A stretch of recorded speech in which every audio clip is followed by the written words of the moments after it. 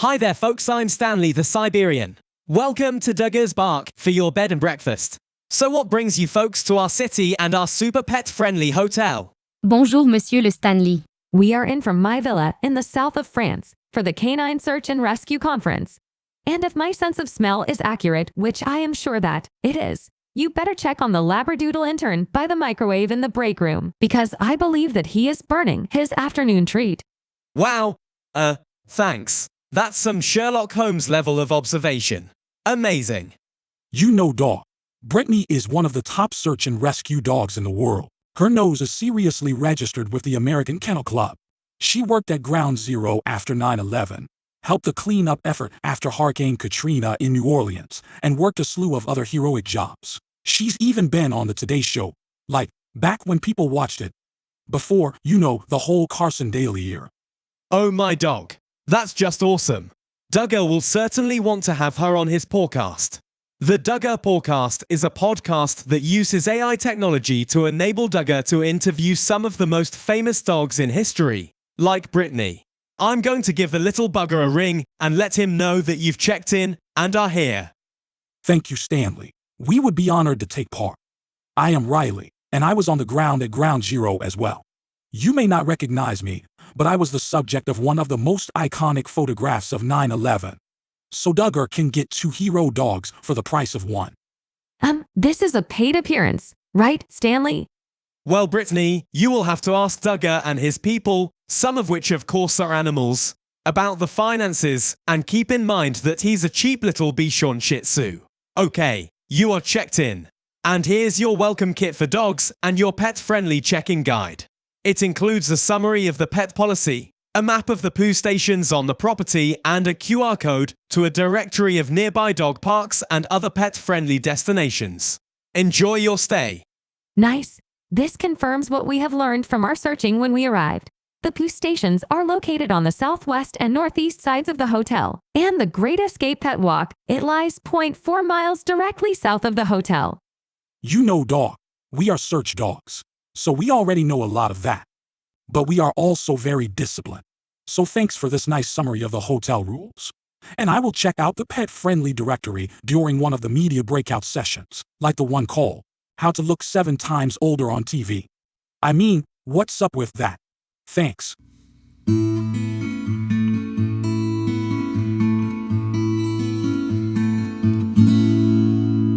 Welcome to the Duggar Dinners History is for the Dogs Pawcast. Duggar Pawcasts are a production of Duggar Dinners, LLC. Welcome to Episode 2, The Hero Dogs of 9/11, featuring an AI-powered discussion with 2 of the most famous search and rescue dogs ever, Riley and Brittany. Now, here's our podcast host, a little Bichon Shih Tzu who can take even more naps than Snoopy. It's Duggar.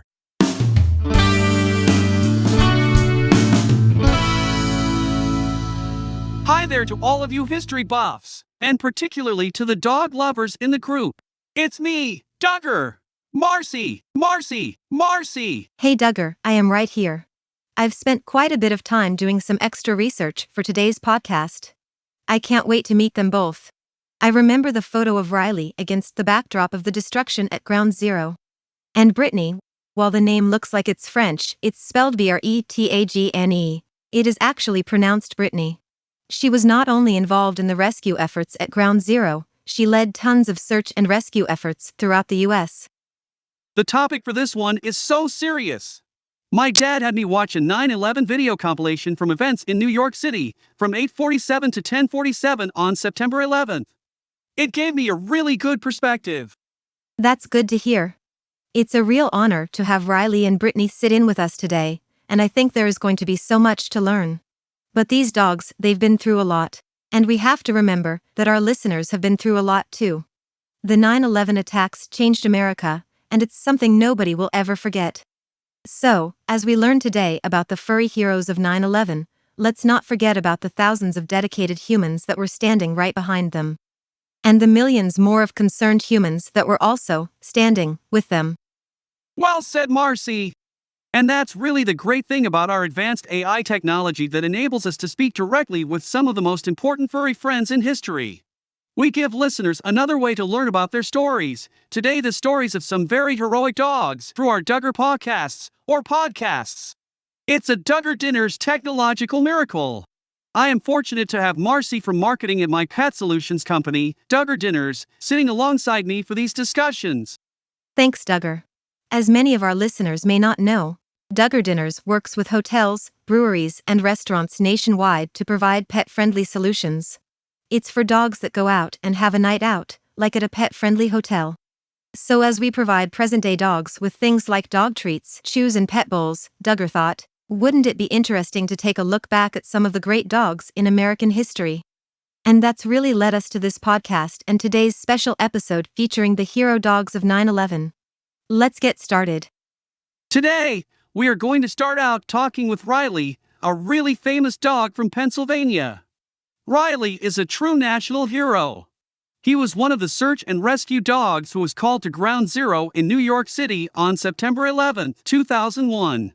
There were hundreds of dogs there, and Riley became famous when a picture of him being transported back to his dad went viral. Welcome, Riley. It's great to have a true symbol of the American spirit on our podcast. Thank you, Duggar. It's nice to be here. I don't consider myself all that. I was just doing my job. And our second American dog hero is Brittany. She was one of the youngest dog heroes at Ground Zero, and then went on to lead search and rescue efforts in other cities across the U.S. Welcome to the podcast, Brittany. Thanks, Duggar. It's actually really nice to be here. You and Marcy have really given us a hero's welcome, for sure.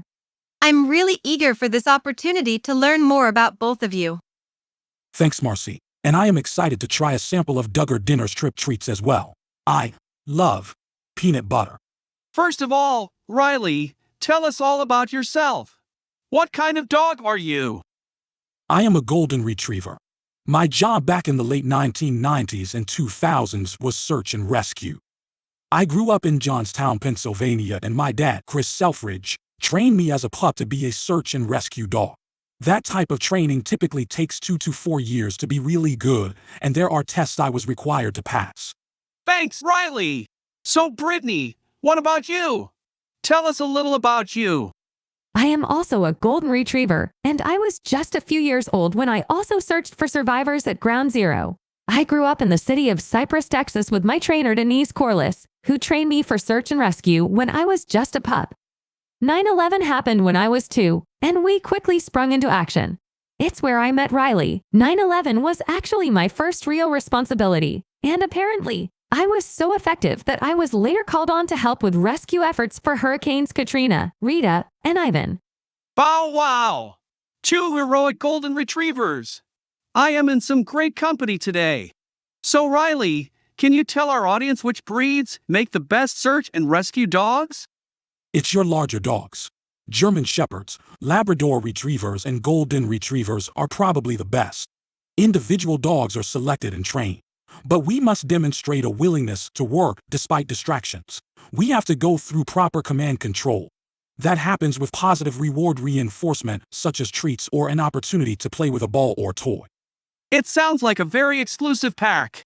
So, Riley, I've read that search and rescue dogs play a major role in locating missing people and in criminal investigations. Was that what you did? Yes. I was a member of the Federal Emergency Management Agency's Pennsylvania Task Force 1. We became one of the search and rescue teams in our community of Johnstown. To get called up to work at Ground Zero, you must have been one of the best. Well, that's because of my dad, Chris. I received a lot of praise for my ability to find people, but Dad said that it's really about teamwork. For it to work, you need a human leader and a dog rescuer that work seamlessly together. And it's also a real commitment. He would tell people it's a lifestyle, not a job, and it's a huge, huge commitment. But you know us dogs. Humans are always our job number one. That's really inspiring. Okay, so Riley, let's talk about how you got to New York City just after the attacks. But first, I want to level set everyone on really the dire straits that the country was in. I found this audio clip on a newsreel. At 8:46, on a grim Tuesday morning in New York City, a plane crashes into the North Tower of the World Trade Center in Manhattan. Minutes later, a second plane crashes into the South Tower, North Americans now begin to realize that this was no accident. Both buildings are set ablaze, trapping hundreds of people in the upper floors. Within 2 hours, both towering buildings had collapsed.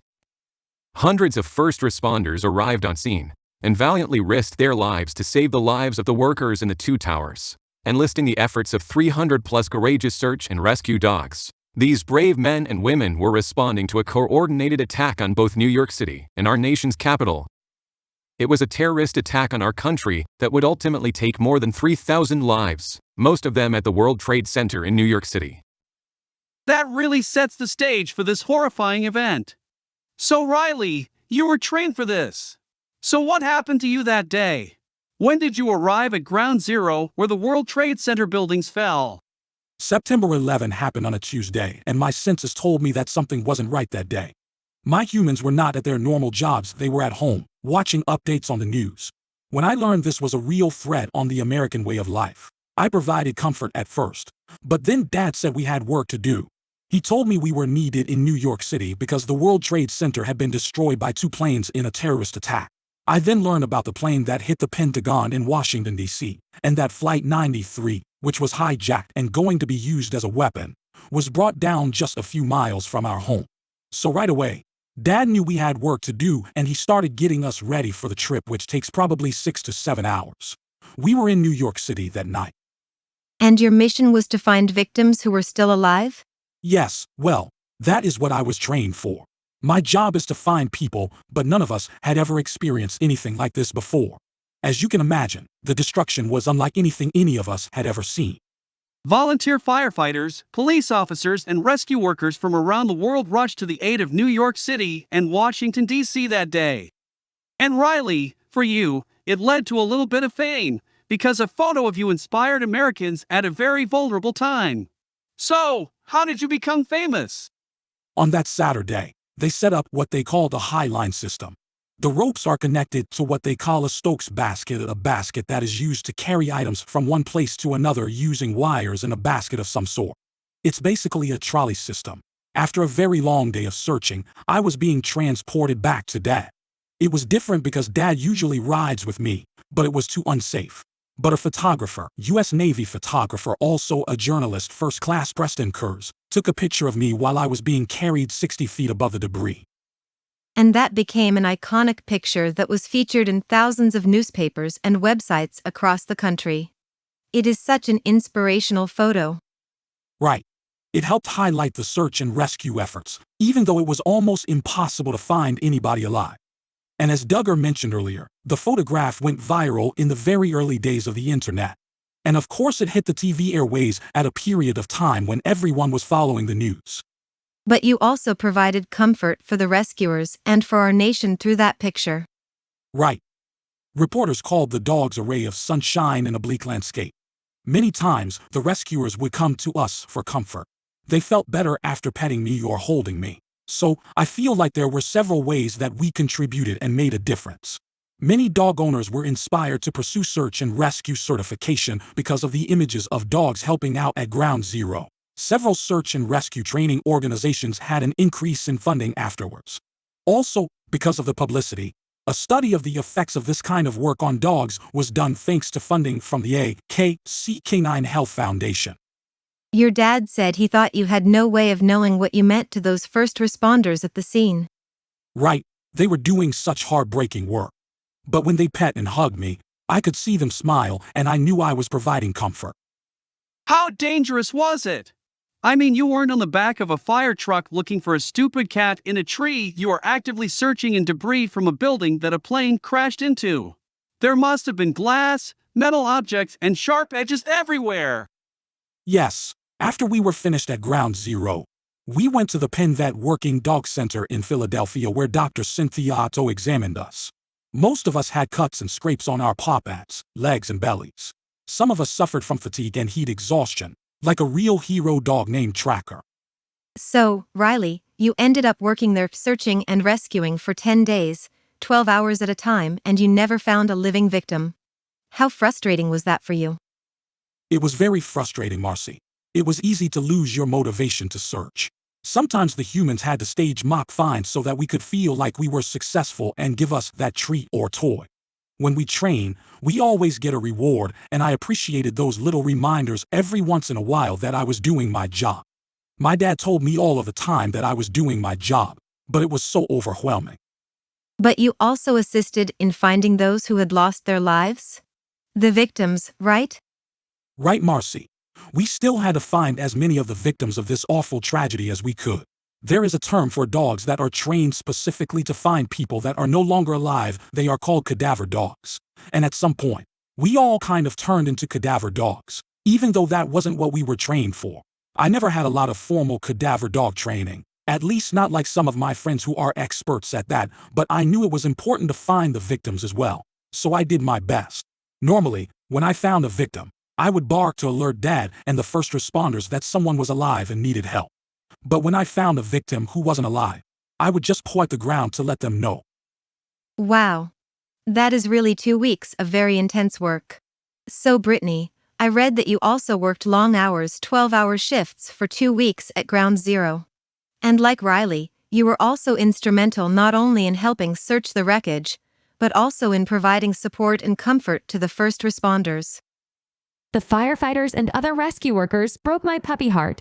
And yes, my mom told reporters that I would often abruptly leave her side to go comfort someone who was having a bad day. It's just what I do. I can't really explain it.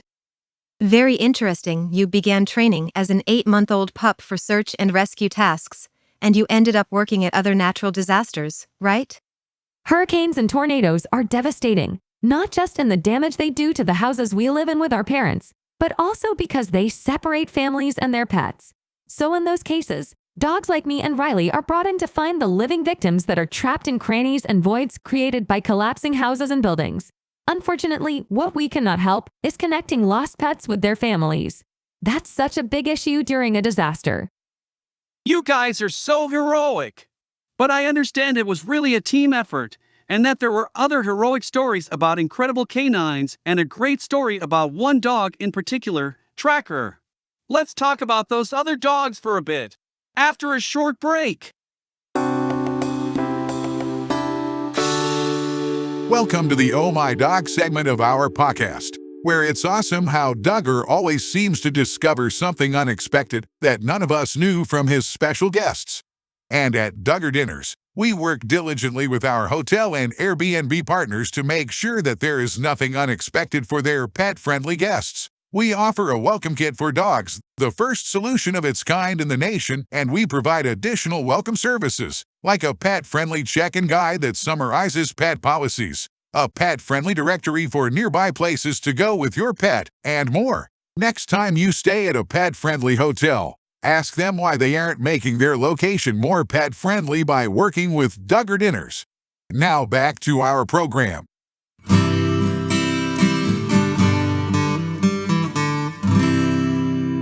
Okay, back to our very important discussion with two of the furry heroes of 9/11.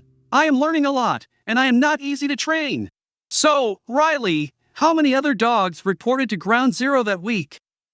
There were about 300 of us, which was the largest deployment of dogs in the nation's history, and we helped the 10,000 humans on hand. A variety of breeds joined the rescue efforts, including German Shepherds, Golden Retrievers, Belgian Shepherds, Labrador Retrievers, Border Collies, Portuguese Water Dogs, Dogue de Bordeaux, Rat Terriers, and Keys Hounds, to name a few. Our task force in Pennsylvania was one of 28 teams established by FEMA. I was there from September 11 through September 19. We worked 12-hour shifts, and most of us spent about 10 days there. The first dog arrived just 15 minutes after the first tower collapsed. And that dog, the first dog to arrive at Ground Zero, was named Apollo. Apollo was a German Shepherd who graduated from the New York Police Department Canine Special Operations Division. He was one of New York City's top dogs throughout the 1990s and worked with the first New York Canine Urban Search and Rescue Team. Apollo arrived just 15 minutes after the South Tower collapsed. He was nearly killed by falling debris and fires. But before he went in, he was drenched in a pool of water, and so he survived. He was a workhorse, or to put it in dog terms, a bulldog. He worked 18 hours a day for weeks. He was one of the first honorees of the AKC Humane Fund Awards for Canine Excellence. Excellent insight, Brittany. And remember Sage, she worked at the Pentagon after the attacks. She was a border collie and was ranked as one of the top 50 dogs in the search and rescue field in the USA. She also worked Hurricanes Rita and Katrina and then was deployed to Iraq in 2007. She also served as a children's hero at a cancer camp. Her story is unique because she found the cadaver of one of the terrorists that flew the plane into the building. Those are all good dogs, very good dogs. And there were so many heroic efforts by your partners in Paws. But Riley, what about Tracker? What a hero. Well, one of my friends, a retired police dog named Tracker, played a part in the last human to be found alive at Ground Zero. This could be an entire Pawcast on its own.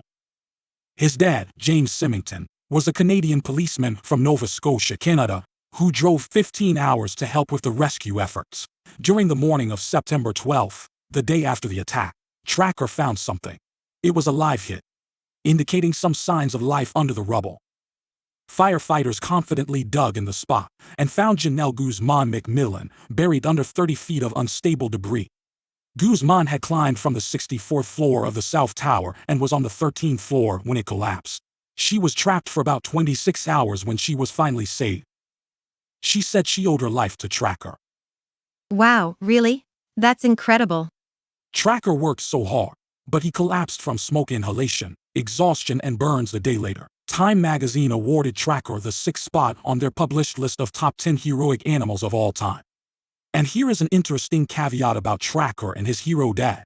They took unpaid leave without getting permission from their department in Nova Scotia. Someone from their department saw them during the search effort on television. They were actually suspended for a short period of time for helping in the New York rescue efforts. Oh, for dog's sake! And they saved a life! Yet another example of why dogs are way more popular than people. So Brittany, you have definitely become a poster puppy for search and rescue dogs. You have been featured in news articles and on TV. Tell us about your life in the spotlight. So, I made national news when I returned to Ground Zero at the age of 15 for the first time since our work ended some 13 years earlier. I attended a memorial event at the 9/11 Memorial and was interviewed by NBC News' Tom Brokaw. Boy, could I have really used the Duggar AI technology back then. I have done many appearances on TV, including The Today Show, and I have been fortunate to win a number of honors for my bravery from great organizations like the American Humane Society. Oh yeah, and I got a little bit of press because I like to carry bags of treats around with me to remind my mom that I was a good girl and that I deserved a treat. It works. I will try that. Not gonna happen. Once Duggar gets a hold of a bag of dog treats, it's open in 5 seconds. It is something to behold. Sorry, Duggar. Okay, so Brittany, you retired at age 9, but you really didn't. You started working at an elementary school, serving as a support dog for kids who had a hard time reading. It was such a great way to serve out my latter years. And when I finally passed away at age 16, they draped my body in an American flag as I was taken out of the animal hospital. Then, they had a big parade in my hometown in Texas that featured firefighters and other first responders. It was really a great honor to be recognized as the last surviving 9/11 rescue dog. Oh, my dog! How appropriate! And Riley, unfortunately, your work at Ground Zero affected your health. Is that correct? Yes, I had a physical in December 2006, but I started to not feel well after that. I had a lot of problems with my skin, which the veterinarians attributed to my work at Ground Zero. In February 2007, they found a mass in my abdomen. They did surgery to remove the mass on February 24, but I never recovered. I crossed the Rainbow Bridge on February 2007. Your dad posted a heartfelt message on social media to announce the news. On February 26, Riley passed away. He was our family pet, my friend and partner. Riley was 13 in November. He lived a good life and taught me many lessons during his time with me. He will be greatly missed. I love you, Bub. Chris Selfridge, 2007. Yeah, I guess that's a Pennsylvania thing. Everybody's kid is called Bub. So, we always end our podcasts in the same way. You know the comment about rescued dogs and whether the human rescued the dog or the other way around. We like to ask the dogs, so who rescued who? Duggar, I have this one. Brittany. Riley. We really want to sincerely thank you for your service during one of our country's lowest points ever. You not only performed tasks that we humans can't, you brought comfort to a group of volunteers who were doing one of the hardest jobs that we have asked of any American in our history. You guys rescued us. No doubt about it. Every victim that you helped uncover brought some great sense of closure to their friends and families. Your contribution during those several weeks after 9/11 is immeasurable. Thank you so much. Thank you for that, Marcy. You are really on point with that great tribute. Thank you, Riley, for your service as a search and rescue dog, and for your efforts at Ground Zero. You brought a lot of attention to the Ground Zero rescue workers, both dogs and humans, and your story is inspiring. And thank you for all of your service, Brittany. You have touched so many lives in so many states with your presence, and you truly represent the valor of search and rescue dogs everywhere. Thank you, Duggar, for having both me and Brittany. We enjoyed having our voices heard thanks to your AI Pawcast technology. Thanks, Duggar. It was an honor. Oh, wow! That is a wrap on a great podcast episode, where we really got a chance to learn from two very brave dogs who served such an important role at one of the most important moments in U.S. history. Thanks, everybody!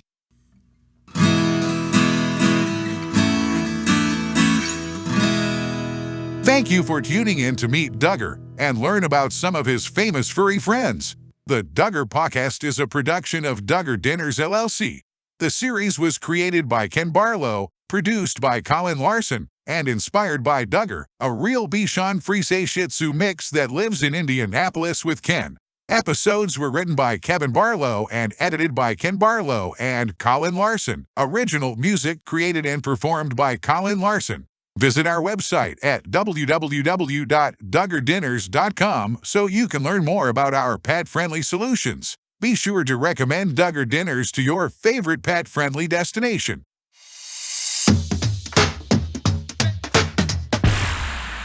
Now back to thinking about pet-friendly solutions. And napping!